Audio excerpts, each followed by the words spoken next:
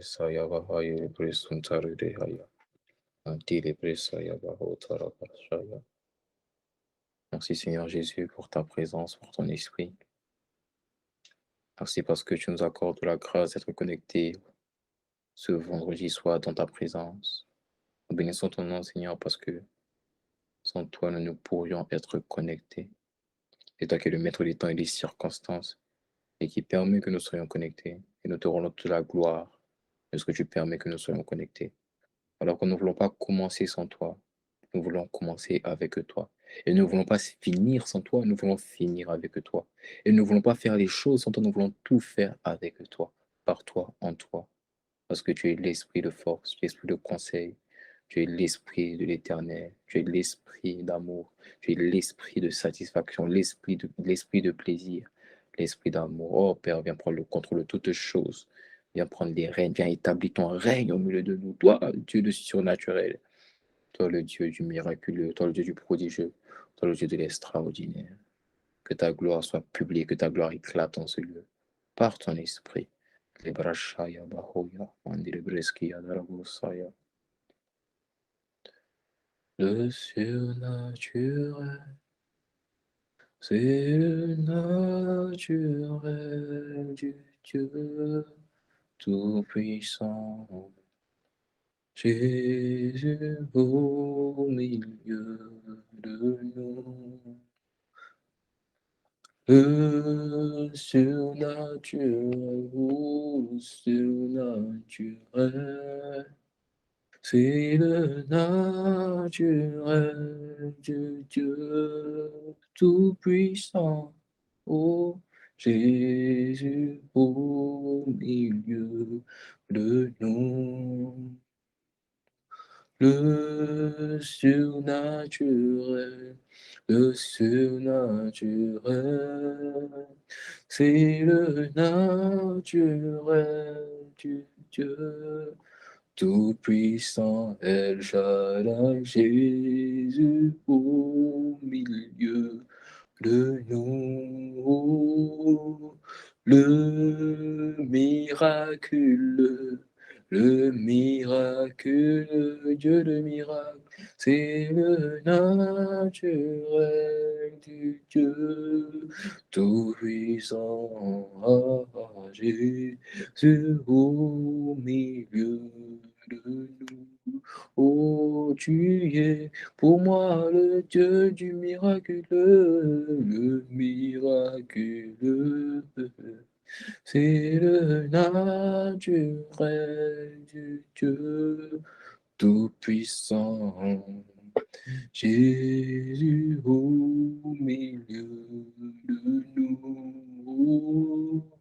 L'impossibilité, l'impossibilité, c'est le naturel du Dieu Tout-Puissant, Dieu de l'impossible, Jésus au milieu de nous. Oh, tu fais encore des choses impossibles, d'impossibilité. L'impossibilité, c'est le naturel du Dieu Tout-Puissant. Jésus au milieu de nous. Oh, le prodige, le prodige, Dieu est prodige, c'est le naturel du Tout-Puissant. Ah, Jésus au milieu de nous. Shadere Isaya Baha Derebosa. Libra Isaka Yabahuta Bahia.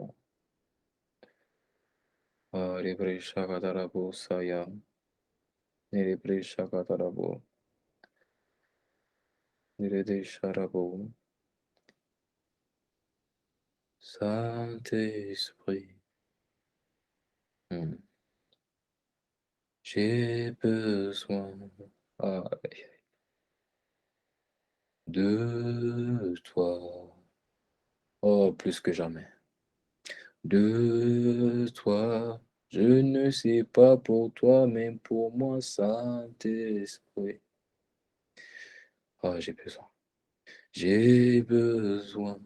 J'ai tellement besoin de toi, de toi.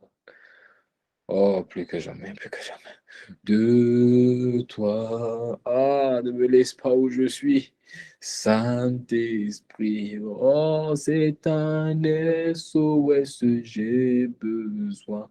C'est un aveu d'incapacité de toi. C'est un cri à l'aide de toi. Magnifique Saint-Esprit. J'ai tant besoin, j'ai besoin. J'ai tellement besoin de toi, de toi. Oh, de toi. Saint-Esprit, Saint-Esprit. Je m'attends à toi, je m'attends. Je m'attends à te glorifier à toi. Je m'attends à te révéler à toi. Je m'attends à te refléter, Saint-Esprit. Je m'attends à être amoureux de toi. Je m'attends à demeurer dans tes bras d'amour à toi. Je m'attends à mon meilleur ami à toi, toi qui es mon consolateur, Saint-Esprit, tu es l'envoyé de Dieu sur la terre, je m'attends. Tu es le plus important à toi. C'est toi qui es mon essentiel à toi. Tu es mon bien le plus précieux, Saint-Esprit. Oh, je suis sincère. Je m'attends, ne me laisse pas être hypocrite à toi. Ne me laisse pas être superficiel à toi. Ce soit plus que jamais, Saint-Esprit. Oh, je m'attends à toi. Je m'attends plus que hier et moins que demain à toi comme jamais auparavant à toi.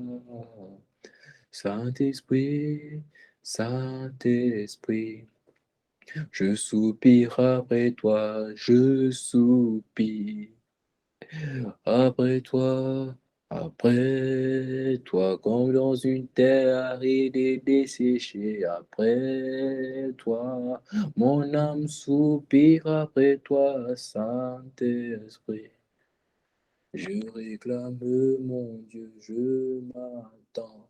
J'ai tellement besoin de toi, de toi.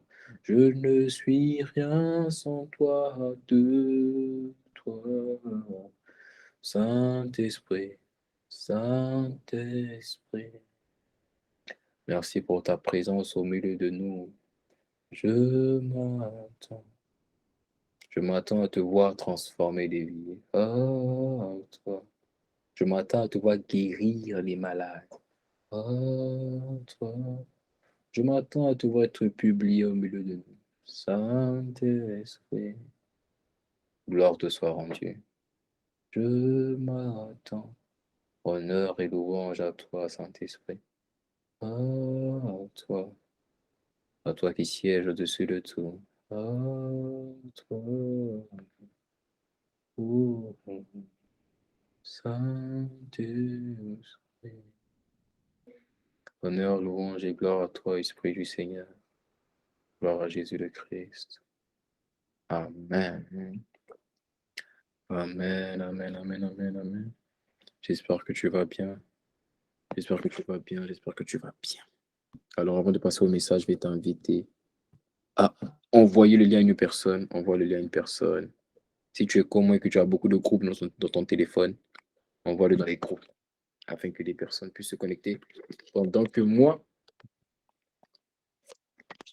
je partage aussi et que je connecte.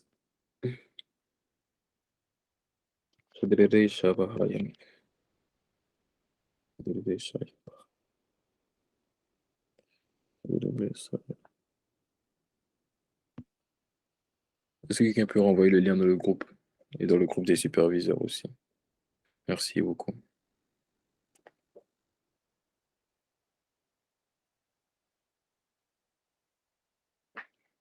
Yeshua,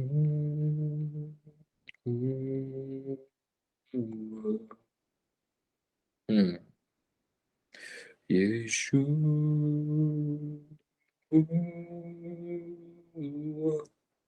sois le ciel apprécié.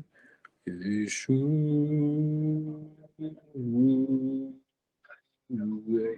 que les rassemblements des nations soient pour toi. Yeshua. Alléluia. Gloire à Jésus le Christ, toi qui sièges au-dessus de toutes choses. Nous bénissons le nom du Seigneur. J'espère que tu es content d'être présent, connecté au son de ma voix. Moi, je suis content de t'avoir avec moi. J'espère que toi aussi.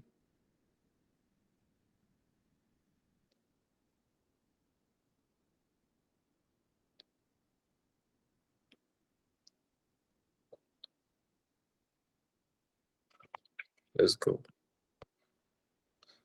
Amen. Amen.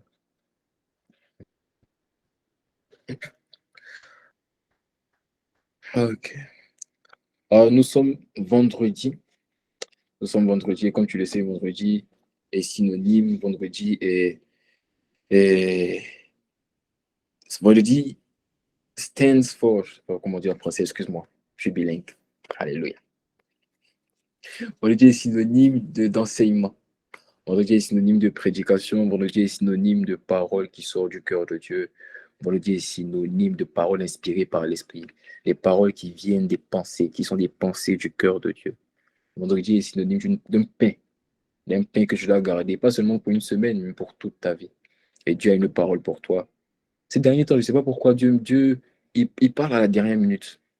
Je ne sais pas pour toi, mais je reçois les paroles généralement le jour J ou la veille. Je ne sais pas pourquoi, mais bon, en tout cas, l'essentiel, c'est que je reçoive quelque chose. Et j'ai reçu quelque chose, et je ne l'ai pas seulement reçu pour moi, je l'ai reçu d'abord pour toi. Amen. Je pensais que tu allais me dire Amen. Dieu a une parole pour toi. Dieu a une parole pour toi. J'ai dit Dieu a une parole pour toi. Et la preuve que Dieu a une parole pour toi chaque semaine, c'est que chaque semaine, tu t'identifies dans les paroles qu'il envoie. Ça, c'est la preuve qu'il a une parole pour toi. C'est que chaque semaine, non seulement tu t'identifies, mais ces paroles-là te transforment. Quand tu vois que tu t'identifies dans une parole et que cette parole te transforme, ça veut dire que Dieu l'a envoyé pour toi. Parce qu'on ne parle pas de manière charnelle. Moi, par la grâce de Dieu, je ne parle pas de manière charnelle. Si je parle, c'est que c'est l'Esprit qui a parlé. Voilà pourquoi je bénis le nom du Seigneur de ce que combien de semaines, ça fait combien de semaines, semaine après semaine, Dieu envoie la parole, Dieu envoie la parole, Dieu envoie la parole. Et encore aujourd'hui, il ne nous a pas trahis. Il a démontré sa fidélité. Et il envoie une parole pour toi, il envoie une parole pour moi. Voilà pourquoi je sais et je suis convaincu que cette parole te fera du bien. Cette parole, je suis convaincu, je suis persuadé que cette parole te fera énormément de bien. Dans le nom de Jésus le Christ. Amen. Alors, depuis quelques semaines, ça fait quoi? 3 semaines? 3 semaines, 4 semaines, que nous sommes en train de parler des faux portraits. Que l'Esprit a commencé à nous parler des faux portraits. Alors, c'est tout nouveau. Tu es d'accord avec moi que c'est tout nouveau? C'est nouveau pour toi, c'est nouveau pour moi. OK? C'est nouveau pour toi. Les faux portraits, moi, je ne savais pas c'était quoi. Généralement, ce sont des choses qui sont en nous, mais qu'on ne sait pas. C'est ça qui est subtil, en fait, avec les ruses du diable. Ce sont des choses qui sont en nous, mais tant que l'Esprit ne nous a pas ouvert les yeux dessus, on ne les voit pas. Voilà pourquoi la Bible dit, je pense que c'est dans 2 Corinthiens 3, oui, c'est dans 2 Corinthiens 3, qu'il y a un voile sur nos yeux qui est ôté en Christ. Il y a des ruses du diable, il y a des choses que le diable envoie, il y a des pensées, il y a des manières de voir, des manières de penser, il y a des perceptions, il y a des pensées de cœur, des pensées de la tête, des pensées de l'esprit qui sont en nous, qui sont en fait comme cachées, qui sont en fait comme si ça nous rend aveugle, on ne sait pas, jusqu'à ce que Dieu mette le doigt dessus. Ils disent non, tu vois ça par exemple, ce que tu fais, ça ce n'est pas de moi. Alors voilà pourquoi tu dois bénir le nom du Seigneur, de ce que semaine après semaine, Dieu est en train de dévoiler les ruses du diable. Mais pas seulement pour les dévoiler, parce que Dieu ne fait pas seulement pour dévoiler, mais il dévoile. Il te donne une solution pour ne plus que tu sois voilé, mais pour que tu sortes. Voilà pourquoi tu ne resteras pas dans les ruses du diable. Voilà pourquoi tu ne cohabiteras pas avec les pensées, avec les ruses du diable, tu ne cohabiteras pas avec ses désirs de te garder en arrière. Voilà pourquoi Dieu envoie sa parole. Il est en train de nous parler d'une ruse redoutable du diable qui sont les faux portraits. On a dit que les faux portraits ce sont des fausses images que nous avons de Dieu, pas que les hommes ont, que c'est les hommes qui te l'ont donné, c'est la société qui t'a donné, c'est l'église même qui t'a donné. Mais en fait, elles sont en toi. Ce sont des images, ce sont des manières de voir Dieu, des perceptions de Dieu qui sont en nous, qui sont fausses et qui viennent dans l'optique de déformer ce que Dieu est vraiment. Les faux portraits, c'est comme une caricature. Ça vient déformer ce que la personne est vraiment. Ça vient déformer. Ça vient déformer la volonté de Dieu. Ça vient déformer le caractère de Dieu. Ça vient déformer la capacité de Dieu. Lorsqu'on te dit que Dieu est un Dieu qui ne répond pas, ça vient déformer sa volonté. Parce qu'à quoi ça sert de parler, de prier, de chercher un Dieu qui ne répond pas? Mieux vaut faire comme je veux. Ça vient déformer sa volonté. Ça vient déformer son caractère. On te parle d'un Dieu qui n'est pas compatissant. Si tu pèches, il va te frapper. Si tu tombes, il ne va pas t'aider à te relever. Ça vient déformer son caractère de compassion, son caractère de miséricorde. On te parle de Dieu injuste, qui utilise tel type de personne, qui n'utilise pas tout le monde. Que pour qu'il t'utilise, il faut que tu parles anglais. Pour qu'il t'utilise, il faut que tu fasses 1,80 m. Pour qu'il t'utilise, il faut que tu aies tes cheveux, il faut que tes cheveux soient clean. Il ne faut pas que tu aies des dreads. Pour qu'il t'utilise, il ne faut pas que ça. Un Dieu injuste, selon les hommes, alors que ce n'est pas vrai. Il est capable d'utiliser tout le monde. Selon qu'il est écrit, il ne fait pas de favoritisme. Il ne fait pas de considération. Mais ça vient déformer. Donc les faux portraits viennent déformer qui est Dieu. Parce que Dieu, ce qui compose Dieu, c'est son caractère, sa capacité et sa volonté. Quelqu'un me dit Amen. Je pense que ça, pour l'instant, tu l'as compris. Ça fait des semaines qu'on en parle. Ce sont des choses qui doivent être en toi. Tu dois comprendre ça. D'où l'importance d'aller regarder les messages. Je t'assure, c'est trop important. Même moi qui parle, je vais regarder les messages. Mais c'est moi qui parle, c'est moi qui ai les notes. Je vais regarder les messages. Le son, votre son, votre son, votre son, votre son, votre son, s'il vous plaît. N'activez pas votre micro, please. Faites attention, s'il vous plaît. Merci. Faites attention de ne pas désactiver votre micro, s'il vous plaît. Alléluia. Alors, donc il est très important de comprendre cela. Il est très important de comprendre que tu dois repartir regarder les messages. Tu dois repartir regarder les messages. Ces messages qui sont envoyés, ce sont des pains. C'est le pain quotidien, c'est la parole de Dieu. Et la parole de Dieu transforme. Il dit dans Osée 4, verset 6, que mon peuple est anéanti faute de connaissance. Tu as besoin de la connaissance. Et d'autant plus que maintenant, on est en train de parler de l'importance, de l'impact de la parole dans ta foi. Parce qu'on a dit que pour rencontrer Dieu, pour le trouver, tu as besoin de ce qu'on appelle la foi persévérante. Et que la foi persévérante vient de quoi? De la parole de... Oh, Seigneur Jésus. Attendez, je parle de toi.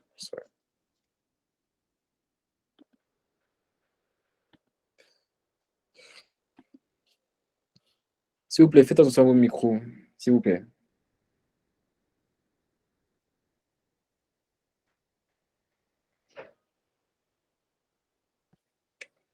Alléluia.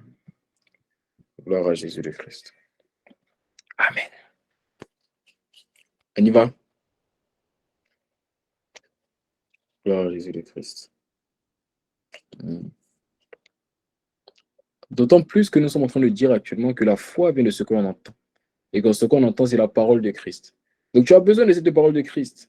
Et cette parole de Christ, c'est la parole que Dieu envoie semaine après semaine. C'est la parole qui est dans la Bible, c'est la parole que Dieu envoie, ce sont les paroles de témoignage. Quand les gens témoignent, c'est ça qu'on appelle la parole de Christ. Et ta foi vient de ça. Ta foi vient de la parole de Christ. Et tu as besoin d'une foi. Pourquoi? Parce que sans foi, tu ne peux pas rencontrer Dieu, tu ne peux pas le trouver. Tu vois, l'Esprit me montrait que beaucoup d'entre nous, nous souhaitons rencontrer Dieu. Nous souhaitons, nous le cherchons, nous désirons savoir qui il est. Nous voulons, nous nous rendons compte que les temps sont bizarres, que les temps ne sont pas, les temps paraissent, les temps sont tellement difficiles aujourd'hui que tout le monde veut s'attacher à Dieu. Tu ressens le besoin de le faire parce que tu te rends compte que dans les temps dans lesquels nous sommes, avec les crises sanitaires, économiques et politiques, diplomatiques, nous nous rendons compte que nous avons plus que jamais besoin de rencontrer Dieu. Nous nous rendons compte que plus que jamais, nous avons besoin de rencontrer Dieu. Voilà pourquoi tu es en train de ressentir en toi que le temps est arrivé pour toi de chercher et de le trouver. Parce que chercher Dieu, ce n'est pas seulement le chercher, mais encore faut-il le trouver. Et Dieu sait que tu souhaites le chercher, que tu souhaites le trouver. Voilà pourquoi il envoie une parole. pour te parler des faux portraits. Parce que ce qui t'empêche de le trouver, c'est ce qu'on appelle les faux portraits. Est-ce que je parle à quelqu'un? Les faux portraits viennent nous empêcher de trouver Dieu. Et Dieu sait, Dieu voit en toi la volonté de le trouver. Voilà pourquoi il est en train de te parler des faux portraits. Parce que les faux portraits déforment qui est Dieu véritablement. Alors, comment peux-je trouver une personne alors que tu ne sais pas à quoi elle ressemble? Voilà pourquoi Dieu est en train de nous parler des faux portraits. Il est en train de nous parler de quel est le bon portrait de Dieu. Parce que pour trouver une personne qu'on cherche, encore faut-il savoir à quoi cette personne ressemble. À, à quoi cette personne ressemble. Chercher Dieu n'est pas quelque chose de facile, n'est pas quelque chose d'aisé. Chercher Dieu, c'est comme chercher un correspondant dans une foule. Parce que quand tu cherches Dieu, le diable va toujours te proposer d'autres choses que tu devras chercher, ou qu'il veut que tu cherches. Quand tu commences à chercher, le diable va te proposer l'argent à chercher. Il va te proposer à chercher les relations. Il va te proposer à chercher la popularité. Il va te proposer à chercher la notoriété. Si tu ne sais pas à quoi Dieu ressemble, tu vas te mettre à chercher les autres trucs en pensant que Dieu est derrière. Tu vas te mettre à chercher la popularité en te disant que c'est Dieu qui t'amène à chercher la popularité, alors que non. Je t'assure, cette parole que Dieu envoie, ne la sous-estime pas, ne la méprise pas. Ne la méprise pas. Tu n'as pas d'autre choix que de t'accrocher à cette parole. Voilà pourquoi tu dois les regarder les messages encore. Cette parole vient du cœur de Dieu. Cette parole vient pour toi. Elle vient du cœur de Dieu. Alors, l'Esprit, par cette série des faux portraits, veut nous amener à trouver Dieu. Veut nous amener à trouver Dieu. On a dit que le secret pour trouver Dieu, on a dit la semaine dernière, c'est ce qu'on appelle la foi persévérante. Quelqu'un dit avec moi la foi persévérante. La foi persévérante est une foi ferme. Est une foi ferme qui ne fait pas considération des blocages, mais qui veut à tout prix trouver Dieu. Hmm. La foi persévérante s'en fout des limitations, s'en fout des blocages, s'en fout des raisonnements que tu vas mettre devant elle. Elle est déterminée, elle est décidée, elle est résolue à trouver Dieu. C'est ce qu'on appelle une foi persévérante. Une foi qui est prête à tout. Une foi qui dit, tu peux me décourager comme tu veux, c'est ton problème. Tu peux me dire que je ne suis pas digne, c'est ton problème. Je vais te trouver. Je vais te trouver. Je vais te trouver. Je vais te trouver. Oh, que la grâce d'avoir une foi persévérante soit ton partage. D'être violent avec Dieu. D'être comme Jacob qui a dit à l'ange de l'Éternel, si tu ne me bénis pas, tu ne montes pas. Vous pensez vraiment que l'ange de l'Éternel ne peut pas monter? Vous pensez vraiment? L'ange de l'Éternel, c'est un ange. Donc c'est un esprit. C'est un esprit. Il n'avait pas besoin, il n'était pas physique. Il pouvait monter. Mais il était émerveillé de voir que, oh, à tout prix, oui, Jacob dit à tout prix, tu dois me bénir, sinon tu ne montes pas. C'est ce qu'il a retenu. C'est pas que Jacob était fort. Une foi ferme. Une foi ferme. Je m'en fous de ce que tu vas me dire, je vais te trouver. Quelqu'un me dit Amen. Quelqu'un me dit Amen. Alors, on va revoir le verset de base, enfin de cette mini-série, on a un verset de base, c'est le verset de la femme cananéenne, dans Matthieu 15, du verset 22 à 28. Je sais que le verset est long, mais on va le lire ensemble, alléluia. On va le lire ensemble. La Bible dit, « Et voici une femme cananéenne qui venait de ses contrées, lui cria, « Aie pitié de moi, Seigneur, fils de David, ma fille est cruellement tourmentée par le démon. » Il ne lui répondit pas un mot, et ses disciples s'approchèrent. Ils lui dirent avec insistance, renvoie-la car elle crie derrière nous. Il répondit, je n'ai été envoyé qu'aux brebis perdues de la maison d'Israël. Mais elle vint se prosterner devant lui, disant, Seigneur, secours-moi. Il répondit, il n'est pas bien de prendre le pain des enfants et de le jeter aux petits chiens. Oui, Seigneur, dit-elle, mais les petits chiens mangent des miettes qui tombent de la table de leur maître. Alors Jésus lui dit, femme, ta foi est grande, qu'il te soit fait comme tu veux. Et alors même sa fille fut guérie. Et la semaine dernière, je vous ai expliqué que c'est seulement à 3 personnes que Jésus a dit dans la Bible, ta foi est grande, ta foi t'a sauvé, ou ta foi est... En tout cas que Jésus a parlé de la foi. À seulement 3 personnes. À elle, au centenier romain et à la femme à la perte de sang. Le reste, il les a guéris parce que tout le monde avait la foi. Si Jésus a guéri quelqu'un, c'est que la personne avait la foi. Si Jésus a libéré quelqu'un, c'est que la personne avait la foi. Mais ils n'avaient pas, il y avait différents degrés dans la foi. Il y a certains qui avaient une foi, qui avaient des foi comme un grain de sénévé, ok? Selon qu'il est écrit, si même ta foi est comme un grain de sénévé, tu te déplaceras cette montagne. Donc il y a certains qui avaient la foi comme un grain de sénévé, mais il y a d'autres qui avaient une foi comme cette femme, une grande foi. Et quand tu as une grande foi, Jésus témoigne qu'il avait une grande foi. Mais qu'est-ce qui faisait de cette femme que sa foi était grande? C'était sa persévérance. Elle disait à Dieu, tu peux me bloquer, me dire ce que tu veux. Quand on ne donne pas aux brebis, quand on ne donne pas, ça, c'est pas mon problème. Moi, tu vas guérir, ma fille. Voilà pourquoi Jésus l'a dit, ta foi est grande.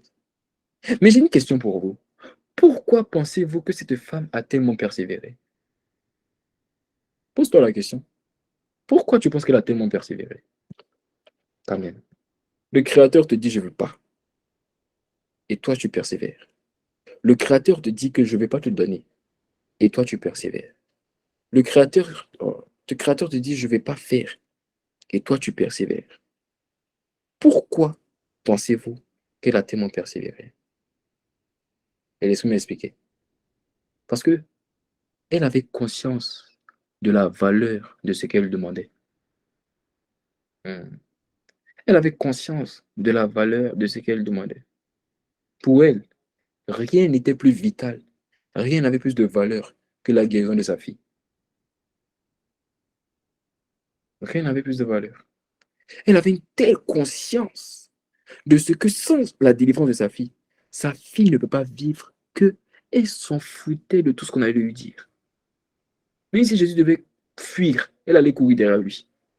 Parce qu'elle avait une telle révélation de la valeur de ce qu'elle demandait. Elle avait une telle révélation de la valeur de ce qu'elle cherchait, que elle ne pouvait pas être bloquée par quelconque faux portrait. Je ne sais pas si quelqu'un est en train de comprendre ce que je suis en train de dire. Mais si tu comprends, t'inquiète pas. Tu vas comprendre.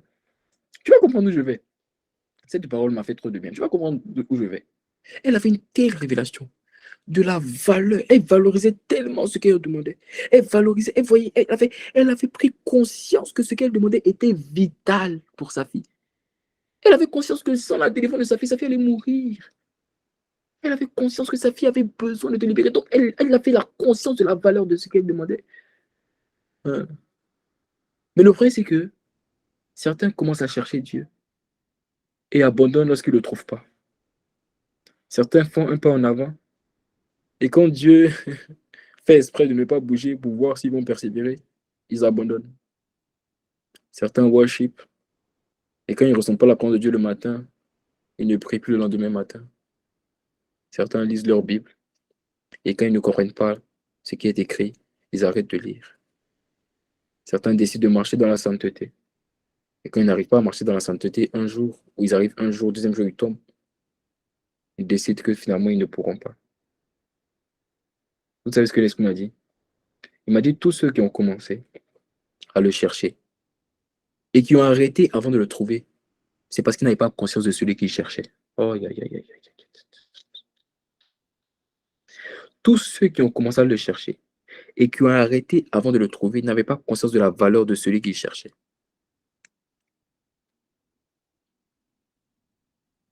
Tous ceux qui ont commencé à le chercher et qui ont arrêté avant de le trouver n'avaient pas conscience de la valeur de celui qu'ils cherchaient.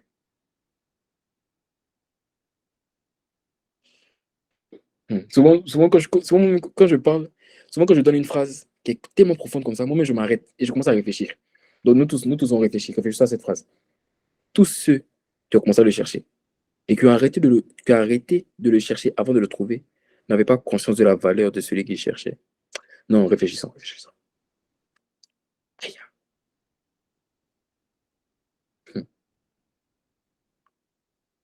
Parce que qu'est-ce qui peut motiver une personne à persévérer dans la quête de Dieu, même lorsqu'il paraît introuvable?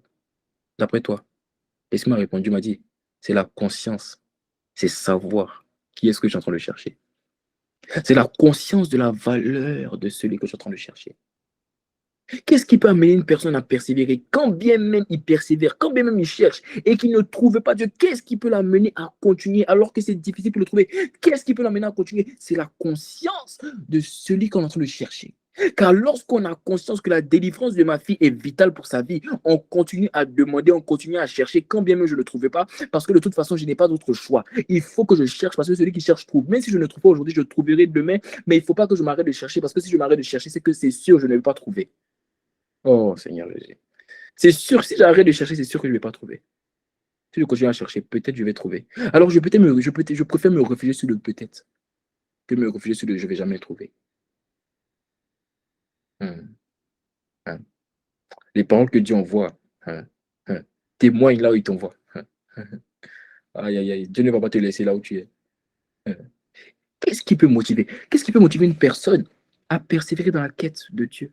Quand bien même Dieu paraît introuvable, quand bien même je le cherche pour qu'il bouleverse ma vie de prière, quand bien même je le cherche pour qu'il bouleverse ma vie de méditation, quand bien même je le cherche pour qu'il bouleverse ma vie de sanctification, ma vie de paix, ma vie de joie, ma vie d'humilité, ma vie de compassion, ma vie de gentillesse, ma vie d'intelligence, ma vie de sagesse, quand bien même je le cherche pour qu'il bouleverse ma vie financière, quand bien même je le cherche mais que je ne le trouve pas, qu'est-ce qui peut m'amener à persévérer? C'est le fait d'avoir conscience de celui que je suis en train de chercher. Et laisse-moi dire quelque chose. De même que la délivrance de la fille était vitale pour la vie de la fille, c'est ainsi que trouver Dieu est vital pour ta destinée et ton témoignage. Voilà pourquoi tu n'as pas d'autre choix que de le trouver. Ah, je répète. De même que la délivrance de la fille était vitale pour sa vie. Parce que tu imagines cohabiter toute ta vie avec un démon. Cohabiter toute ta vie avec un démon. De même que cette délivrance était vitale pour la vie de la fille. C'est ainsi que trouver Dieu est vital, est important, est primordial, est indispensable pour ton témoignage, pour ton histoire, est indispensable pour ta destinée. Alors tu dois prendre conscience de celui que tu cherches. Tu vas prendre conscience de celui que tu cherches. Si nous ne prenons pas conscience de celui que nous cherchons, lorsque les faux portraits seront envoyés vers nous, au bout d'un moment, le premier faux portrait, on va le mettre de côté, on va passer. Mais il y aura un faux portrait, il va toujours nous bloquer. Si on ne prend pas conscience de celui qu'on cherche, parce que j'ai dit la semaine dernière que les faux portraits viennent dans l'optique de te bloquer, de t'empêcher de chercher Dieu, de t'empêcher de le trouver. Ok? Pas de t'empêcher de le chercher, mais de t'empêcher de le trouver. Mais lorsque tu n'as pas conscience de celui que tu es en train de chercher, le jour où les faux portraits viendront sur le chemin de ta quête de Dieu, tu vas abandonner la quête. Tu vas abandonner la quête. Aujourd'hui, ce que Dieu m'a révélé dans le secret, c'était trop fort. Hein. Je n'avais jamais compris ça comme ça. Mais il m'a parlé. Et je vais te le montrer. Je vais te prouver que si tu n'as pas conscience de celui que tu cherches, le jour où les faux portraits vont se présenter à toi, tu vas arrêter de le chercher. Voilà pourquoi tu dois avoir conscience de celui que tu cherches. Je vais te le prouver. Allons directement dans Matthieu 19, du verset 16 à 22. Regarde avec moi. Tu seras choqué de comment la parole de Dieu est complète. Lis avec moi ce verset. Il est écrit, et voici un homme s'approcha et dit à Jésus, Maître, que dois-je faire de bon pour avoir la vie éternelle? La vie éternelle. Alors tu me diras, mais en quoi ce verset est en rapport hmm, avec les bons portraits? Alors il faut savoir que le bon portrait, c'est Dieu. C'est Dieu le Père. Et Jésus dit concernant Dieu le Père dans Jean 17 au verset 3 que il faut qu'il te connaisse, que tu aies la vie éternelle. Bon, je ferme la parenthèse, on continue, on continue, on continue, on continue. Aïe, aïe, aïe, aïe. Donc tu comprends que là, il n'est pas seulement en train de parler de la vie après la mort, mais il est en train de parler de celui qu'on doit rencontrer après la mort. Aïe, aïe, aïe, aïe. Ah, continue, continue, continue. Il lui répondit, pourquoi m'interroges-tu sur ce qui est bon? Un seul est bon. Si tu veux entrer dans la vie, observe les commandements. Autrement dit, si tu veux découvrir, si tu veux trouver Dieu, hein, observe les commandements. Lesquels? Lui dit-il. Et Jésus répondit, tu ne tueras point, tu ne commettras point l'adultère, tu ne déroberas point, tu ne diras point de faux témoignages, honore ton père et ta mère, et tu aimeras ton prochain comme toi-même. Le jeune homme lui dit, j'ai observé toutes ces choses, que me manque-t-il encore? Jésus lui dit, si tu veux être parfait, va, vends ce que tu possèdes, donne-le aux pauvres, et tu auras un trésor dans le ciel. Puis viens, suis-moi. Après avoir entendu ces paroles, la Bible dit que ce jeune homme s'en alla, tout triste, car il avait des grands biens. Alors laisse-moi expliquer quelque chose. Jésus lui a dit quoi? Il a dit, si tu veux être parfait, autrement dit, si tu veux me trouver véritablement, va et vends ce que tu possèdes, donne-le aux pauvres. Voici ce que ça veut dire. Cette phrase est le symbole de faux portrait que nous avons de Dieu. C'est bizarre, hein? À chaque fois que quelqu'un voulait Dieu, voulait que Jésus, voulait voir Jésus manifester, Jésus le tentait. Jésus lui envoyait un faux portrait pour voir si tu es capable de passer le faux portrait. Jésus, en lui disant, va et vends ce que tu possèdes et donne-le aux pauvres. Vous pensez que Jésus était vraiment sérieux?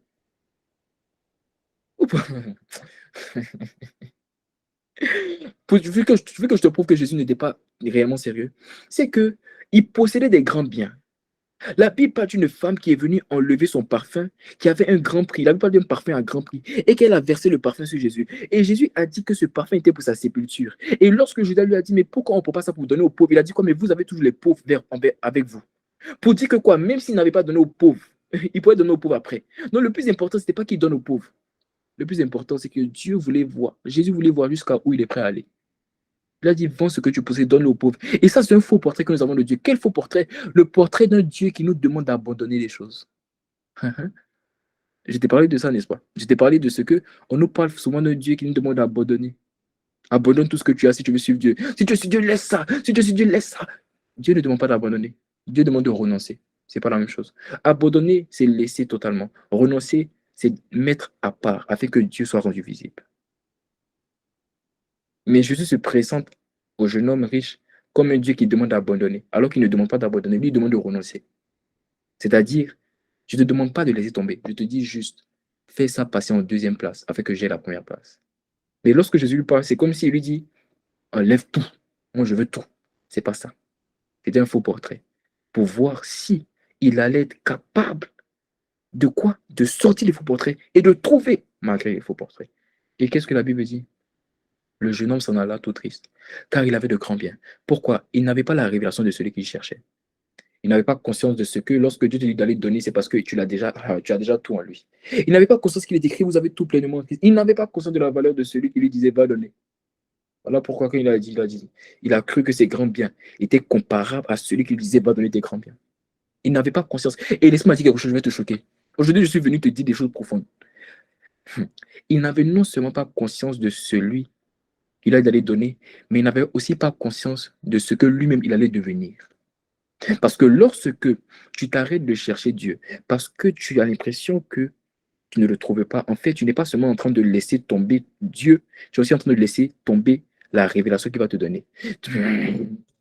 Lorsque tu t'arrêtes de chercher Dieu, parce qu'on a dit qu'en lui, il y a une relation unique, afin d'avoir une révélation unique. Lorsque tu t'arrêtes de le chercher, tu n'es pas seulement en train de laisser la relation unique que tu vas avoir de lui, tu es aussi en train de laisser la révélation unique que tu auras de lui.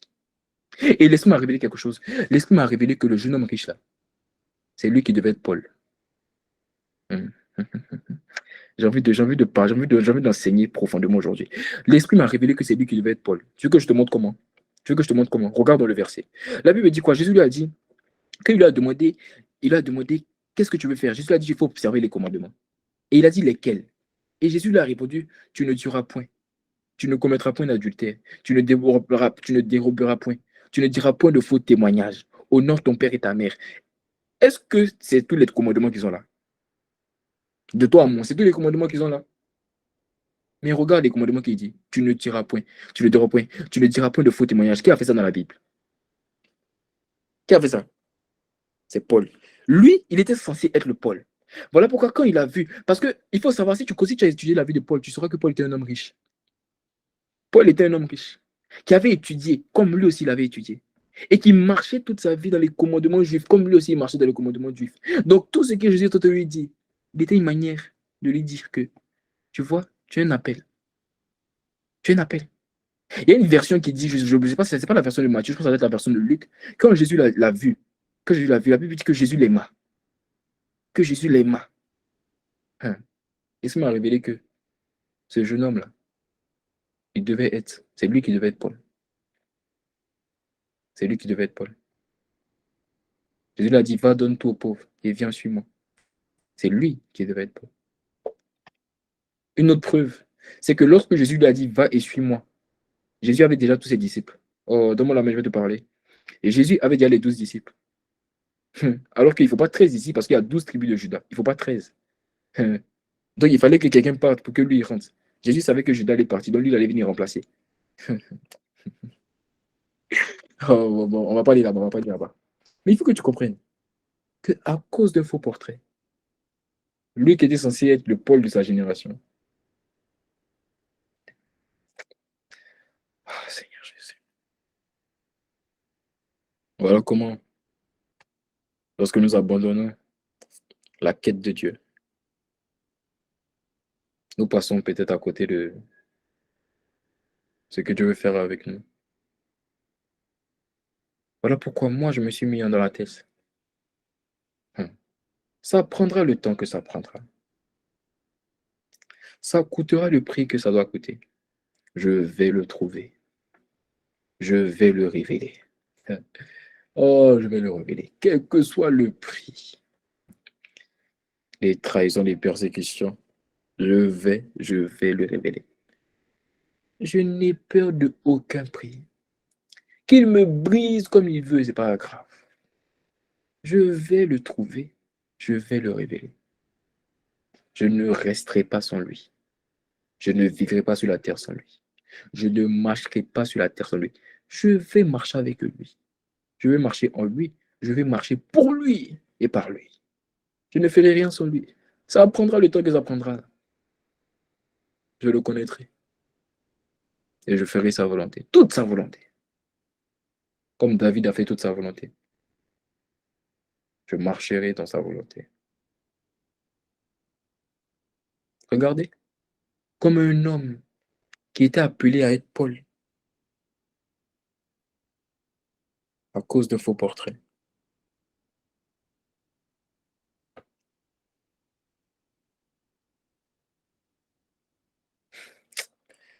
Oh Seigneur, garde-nous. Fais-nous comprendre ces choses. Il est passé à côté de sa destinée.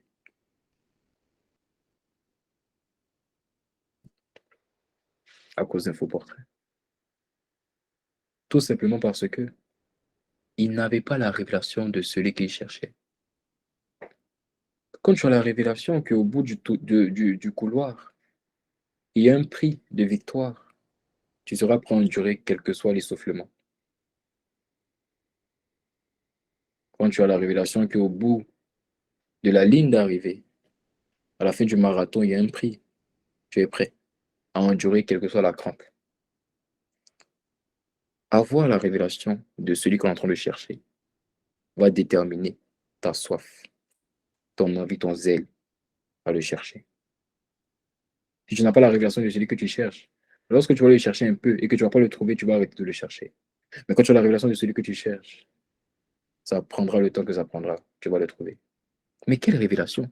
La révélation de la valeur de celui que tu cherches. Et aujourd'hui, moi je suis venu dans le but, parce que c'est maintenant que mon message commence. Je suis venu dans le but de te faire prendre conscience de la valeur de celui que tu cherches. Parce que je me dis que tu le cherches. Est-ce que quelqu'un cherche Dieu ici? Est-ce que quelqu'un cherche Dieu? Alors si tu le cherches, je suis venu t'expliquer comment on prend conscience de la valeur de qui il est. D'où le titre de mon message. Quand tu trouves Dieu, plus rien a de la valeur. Je te dis, tu vas aimer ce message. Tu vas aimer ce message. Quand tu trouves Dieu, plus rien a de la valeur. Voici le titre de mon message. Quand tu trouves Dieu, plus rien n'a de la valeur. Quand tu trouves Dieu, plus rien n'a de la valeur. Parce que je parle de trouver Dieu, je parle de trouver sa présence dans laquelle il y a la relation unique avec lui et il y a la révélation unique de lui. Cette présence a trop de valeur. Et je vais te montrer avec deux cas, avec deux personnes dans la Bible, comment cette présence a tellement de valeur. Allons directement dans Matthieu 17, du verset 1 à 4. Matthieu 17, du verset 1 à 4. Regardez. Alléluia. Seigneur Jésus, parle-nous, parle-nous, parle-nous, parle-nous.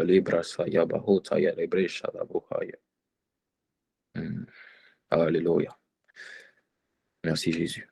La Bible dit, 6 jours après, Jésus prit avec lui Pierre, Jacques et Jean, son frère, et il les conduisit à l'écart sur une haute montagne, et fut transfiguré devant eux. Son visage resplendit comme le soleil. Alléluia. Et ses vêtements devinrent blancs comme la lumière. D'autres versions disent blancs comme la neige. Et voici, Moïse et Élie leur apparurent, s'entretenant avec lui. Alors Pierre, prenant la parole, dit à Jésus, Seigneur, il est bon que nous soyons ici. Si tu le veux, je dresserai ici 3 tentes. Une pour toi, une pour Moïse, une pour Élie. Une pour toi, une pour Moïse, une pour Élie. Lorsque Pierre a découvert cette présence, lorsque Pierre a découvert la présence véritable, qu'il cherchait tellement, lorsqu'il a découvert cette présence, vous savez ce qui s'est passé? Pierre était prêt à tout laisser. Pierre était prêt à tout laisser pour cette présence. Il était prêt à tout laisser pour cette présence. Faites attention à vos micros, s'il vous plaît. Votre micro, votre micro, votre micro. Oh, Seigneur Jésus. Jésus le Christ. Votre micro. Oh là là.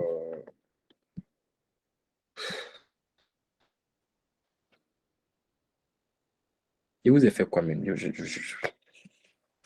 Miséricorde, miséricorde.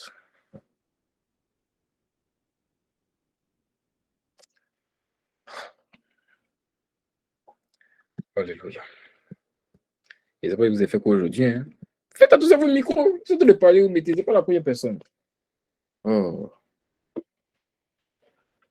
Lorsque Pierre, alléluia, lorsque Pierre a rencontré cette présence, plus rien avait de la valeur pour lui. Pierre était prêt à sacrifier tout ce qu'il avait, juste pour rester dans cette présence. Lorsqu'il a trouvé ce qu'il cherchait, parce que Pierre cherchait. Lorsqu'il a trouvé, tout d'abord, Pierre était prêt à sacrifier son confort. Tu veux que je te montre comment? Il a dit quoi? Il a dit, Seigneur, il est bon que nous soyons ici. Si tu le veux, je dresserai ici 3 tentes. Une pour toi, une pour Moïse, une pour Élie. Et toi, Pierre? Tu vas dresser une tente pour Jésus, Moïse et Élie. Toi, tu dors où? Moi, c'est pas grave. Pourvu que lui, il dorme bien. Pourvu que lui, pourvu que lui soit dans les bonnes conditions. Pierre était prêt à sacrifier son confort. Lorsque tu vas trouver cette présence, même ton confort ne sera rien. Ton confort ne sera rien. Voilà pourquoi Paul pouvait dire, j'arrive à vivre dans l'abondance comme dans la disette. Dans le manque, j'arrive. Partout, en tout, j'arrive. Pourquoi? Parce que même dans la prison, même dans le naufrage, même dans les chaînes, même dans les 39 coups moins un, même dans les persécutions, même dans les fuites, même dans les morsures de serpents, ce qui compte, même dans les trahisons, même dans les rébellions, ce qui compte, c'est sa présence, ce que j'ai trouvé. C'est ça qui a de la valeur. Pierre était prêt à sacrifier son confort. Pierre était prêt à sacrifier sa famille. Parce que il est sur la montagne, mais au pied de la montagne, Pierre a laissé une femme avec une fille, avec sa mère. Pierre a une famille. Il est prêt à sacrifier sa famille. Je suis pas en train de dire qu'il faut aller sacrifier ta famille. Mais c'est quelque chose, ce que j'essaie d'expliquer, c'est qu'il est prêt même à laisser sa maison pour le servir, pour demeurer dans cette présence. Prêt à s'éloigner des gens, pourvu qu'il reste là, où il est. Oh, Yabrasaya. Pierre était prêt, et ça, je sais que ça, j'ai besoin que tu m'entendes. Pierre était prêt à sacrifier son appel. Parce que Jésus n'a pas appelé Pierre pour qu'il soit sur la montagne de la transfiguration, Jésus l'a appelé pour qu'il soit pêcheur d'hommes. Mais Pierre dit restons ici. Ça veut dire quoi? Ça veut dire restons ici. Même l'appel pêcheur d'hommes, il faut le laisser, j'ai plus besoin de ça. Pourvu que je demeure là. Je te dis la vérité, souvent il y a une présence de Dieu. Hein. Souvent quand je prêche, j'ai envie que ça finisse vite. Pour ça, je repars dans sa présence. euh, Quand tu l'as trouvé, même ton appel n'a pas trop d'importance, n'a pas trop de sens. Les miracles, les signes, les prodiges te font ni chaud ni froid. Toucher les extrémités de la terre te font ni chaud ni froid. C'est pas que tu n'es pas reconnaissant, c'est que tu l'as trouvé lui. Et que tout ce qui était pour toi comme un gain devait comme une perte. Il était prêt à laisser la gloire, la popularité, la notoriété. Il était prêt à laisser les croisades, parce que Jésus faisait des croisades avec 5000 personnes, 10 000 personnes. Il était prêt à laisser ça. Lui, Pierre, tout le monde le connaissait dans Jérusalem, comme étant le protocole de Jésus. Voilà pourquoi le jour où Jésus était crucifié et qu'il allait dans le temple, on lui a dit, mais toi, on te connaît. Toi, tu ressembles à certains de ceux-là. On le connaissait comme étant le protocole du roi. Je suis le protocole de Jésus. Oui, voilà. Et tout ça n'avait plus de valeur. Il dit, restons ici. Je dresserai une tente pour toi, pour Moïse, pour Élie. Restons ici. Pourvu que je reste dans la révélation que tu m'as donnée de toi. Pourvu que je reste dans la relation avec toi. Pourvu que je reste ici.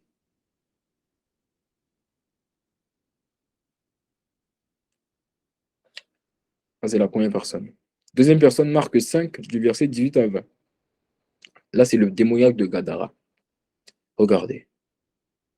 La Bible dit, comme il montait dans la barque, Celui qui avait été démoniaque lui demanda la permission de rester avec lui. Je m'arrête là, le reste ne m'intéresse pas. Si ça m'intéresse un peu. Jésus ne lui permit pas, mais il lui dit, va dans ta maison vers les tiens et raconte-leur tout ce que le Seigneur t'a fait et comment il a eu pitié de toi. Il s'en alla et se mit à publier dans la Décapole tout ce que Jésus avait fait pour lui. Et tous furent dans l'étonnement. Le démoniaque, lorsqu'il a trouvé celui qu'il cherchait, parce que le démoniaque cherchait, selon qu'il est écrit dans Marc 5 au verset 5, il cherchait sans cesse nuit et jour dans les sépulcres et sur les montagnes. Mais lorsqu'il a trouvé celui qu'il cherchait, lorsqu'il a trouvé, il lui a dit quoi? Il a demandé la permission de rester avec lui.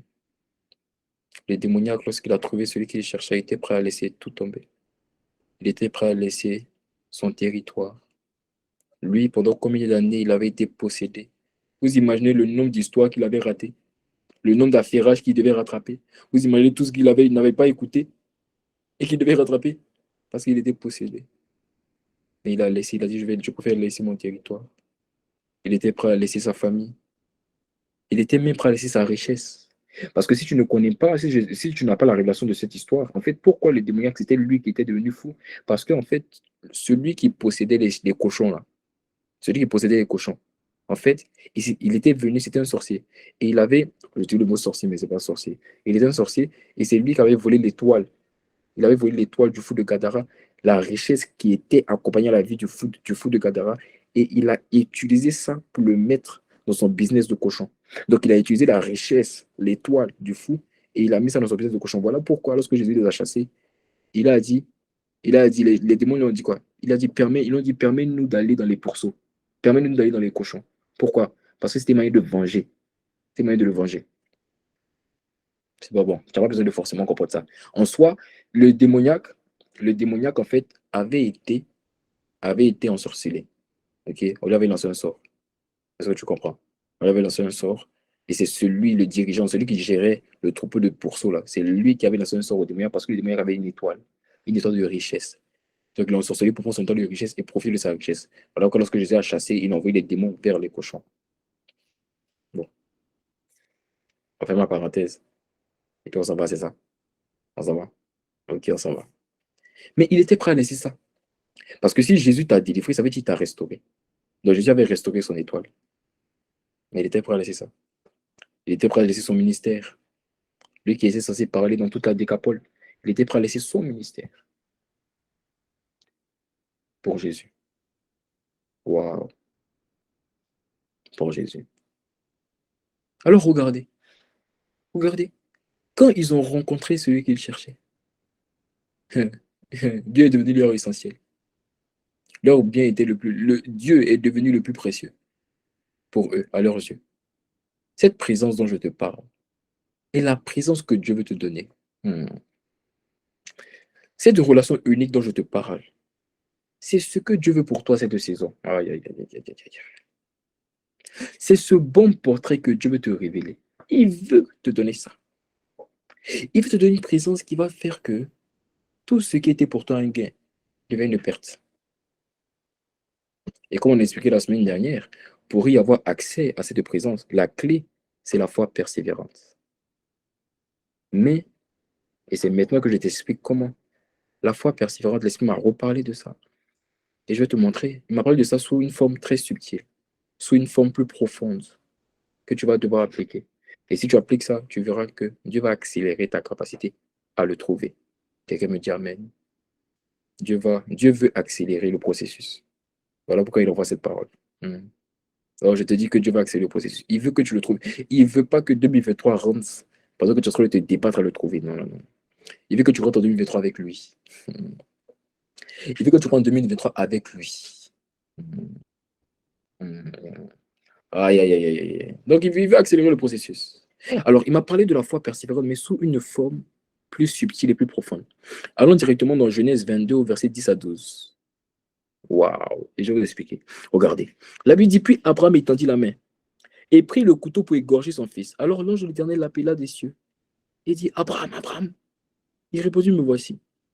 L'ange dit, n'avance pas ta main sur l'enfant et ne lui fais rien. Car je sais maintenant, my God, car je sais maintenant que tu ne m'as pas refusé ton fils unique. Vous savez, vous savez qu'Abraham, c'était le père de la foi, n'est-ce pas? Et que Abraham a montré plus que tout le monde une foi persévérante. Tu es d'accord avec moi? Est-ce que tu es d'accord avec moi? Tu es d'accord avec moi? On l'appelle le père de la foi. Mais vous savez ce qui soutenait la foi d'Abraham? C'est que Abraham avait tellement une foi persévérante envers son Dieu que il était prêt à tout pour Dieu. Hein.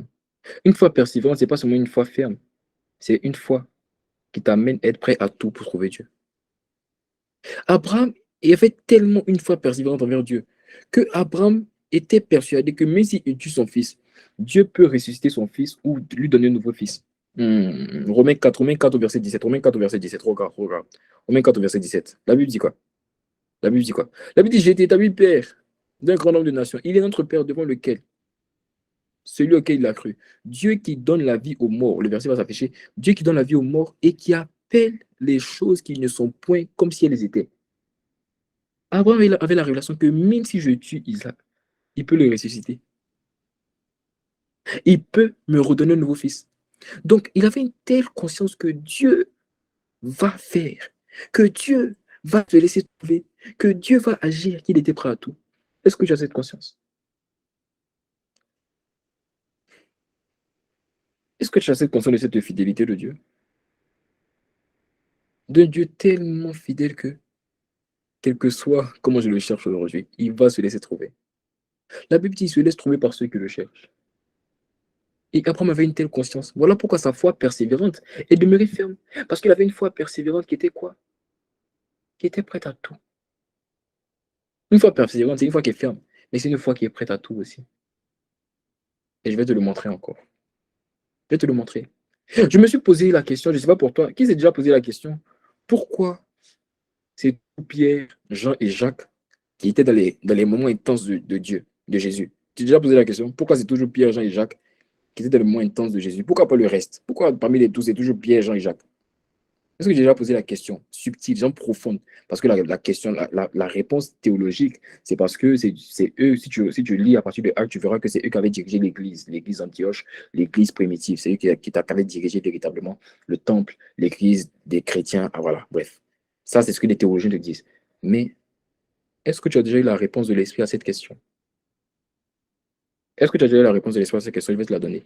Pourquoi est-ce que c'est Pierre, Jean et Jacques qui étaient les plus intimes de Jésus? Pourquoi?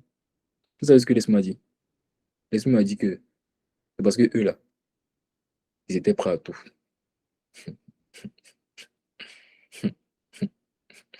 Eux, ils étaient prêts à tout. Les trois là, ils étaient prêts à tout. Et je vais te le montrer encore. Matthieu 16, 21 à 23. Matthieu 16, 21 à 23. Matthieu 16, 21 à 23. La Bible dit, dès lors, Jésus commença à faire connaître à ses disciples qu'il fallait qu'il allât à Jérusalem, qu'il souffrit beaucoup de la part des anciens, des principaux sacrificateurs et des scribes, qu'il fut mis à mort et qu'il ressuscita le troisième jour. La Bible dit, Pierre, Pierre, qu'est-ce que tu vas dire encore? Pierre, qu'est-ce que tu vas dire? Pierre, l'ayant pris à part, se mit à le reprendre. Oh, reprendre dans la Bible, ça veut dire on te recadre. Se mit à le reprendre et dit, à Dieu ne plaise. Autrement dit, ça ne plaît pas à Dieu, ce que tu es en train de dire. Arrête de dire ça. Pierre, c'est comme ça que tu parles à ton maître. À Dieu ne plaise. Seigneur, cela ne t'arrivera pas. Cela ne t'arrivera pas. Pierre, toi, tu te bases sur quoi pour dire que ça ne va pas arriver? Tu te bases sur quoi pour dire que Jésus ne va pas mourir et ressusciter? Vous savez, Pierre se basait sur quoi? Pierre se basait sur le fait qu'il était prêt à tout, même à se battre jusqu'à la mort pour Jésus, pour ne pas que Jésus ait à mourir. Bon, je suppose que pour l'instant, tu comprends, tu vas comprendre. Pierre était tellement prêt à se battre pour Jésus que quand Jésus lui a repris, et Jésus lui a dit, arrête de moi, Satan, tu m'en es en scandale, car tes pensées ne sont pas les pensées de Dieu. Vous savez ce que Pierre a fait? Vous voulez que je vous donne la révélation? Qui veut le rima? Qui veut le rima? Ou bien je me tais. J'ai besoin d'un commentaire qui va mettre oui, sinon je me tais. Qui veut le rima? Vous savez ce que Pierre a fait? Pierre ne pouvait s'arrêter. Quand Jésus lui a dit, tu mets en scandale car tes pensées ne sont pas les pensées de Dieu. Pierre n'a pas répondu, c'est ce qu'il a fait. Pierre a dit, ça c'est ton problème. Dans sa tête, il a dit, ça c'est ce que tu veux. Pierre n'a pas trop parlé. Il a dit, ok, toi tu penses que moi je ne vais pas faire. Moi je vais me battre, toi tu ne vas pas mourir. Quand ils sont dans le jardin de Gethsémane et que Judas vient, c'est qui sort le couteau pour couper l'oreille? C'est qui sort le couteau pour couper l'oreille? C'est Pierre. Pourquoi il a fait ça? Même quand Jésus l'a repris, il lui a dit, arrête de moi, Satan. Il a dit, ça, c'est ton problème. C'est qui est sur moi, j'ai prévu mon couteau. Allons-y. Le jour, en tout cas, je vais sortir le couteau. Je suis prêt à tout. Même si tu me réponds ça, c'est toi ton problème. Moi, le couteau là va sortir. Vous avez vu à quel point Pierre était prêt à tout. Il était prêt à tout. Quand bien même Jésus lui a dit, arrête de moi, Satan, tu m'en as un scandale. Beaucoup de personnes, lorsqu'il lit ce passage, pensent que Pierre s'est calmé. Pierre s'est pas calmé. Hein. Pierre a gardé dans sa tête une idée. Il a dit, ok, je ne veux plus parler de ça. Mais je vais garder maintenant un couteau avec moi. On ne sait jamais. Le jour où il y a bang bang, je sors le couteau.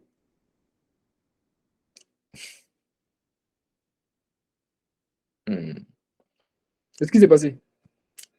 Pierre n'a pas réagi. Il a dit, ok, il n'y a pas de problème. Il a pris un couteau. Il a caché ça quelque part. Il dit, en tout cas, à Dieu ne plaise, tu ne mourras pas.